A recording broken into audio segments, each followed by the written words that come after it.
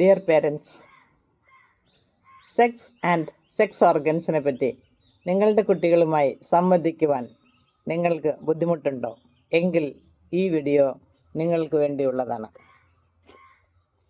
ഒരിക്കൽ നാലാം ക്ലാസ്സിൽ പഠിക്കുന്ന ഒരു പയ്യൻ അച്ഛനോട് ഓടിപ്പോയി ചോദിച്ചു, അച്ഛ, സെക്സ് എന്ന് പറഞ്ഞാൽ എന്താണ്? അപ്പോൾ അച്ഛൻ പറഞ്ഞു അമ്മയോട് ചോദിക്കാൻ. കുട്ടി പറഞ്ഞു അമ്മ പറഞ്ഞു അച്ഛനോട് ചോദിക്കാനെന്ന്. അച്ഛൻ ആശയക്കുഴപ്പത്തിലായി.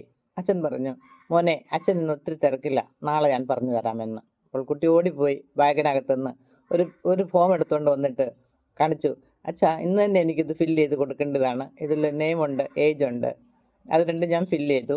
ഇനി സെക്സിൻ്റെ അവിടെ ഞാൻ എന്താണ് അച്ഛാ എഴുതേണ്ടത്?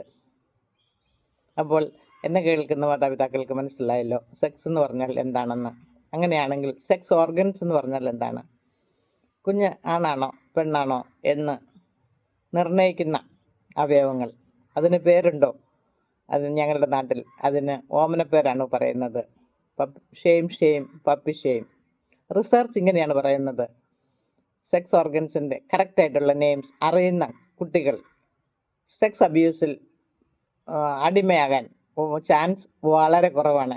കാരണം എന്തെന്ന് വെച്ചെന്നാൽ അവർക്ക് പിൻ പോയിൻ്റ് ചെയ്ത് പറയാൻ സാധിക്കും, ആ വ്യക്തി എൻ്റെ വജൈനയിൽ ടച്ച് ചെയ്തു, എൻ്റെ പെന്നീസിൽ ടച്ച് ചെയ്തു എന്ന്.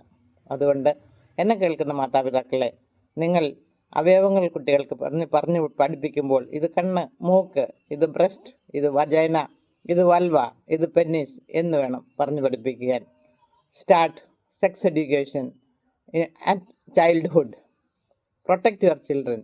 Thank you, your miss Leela.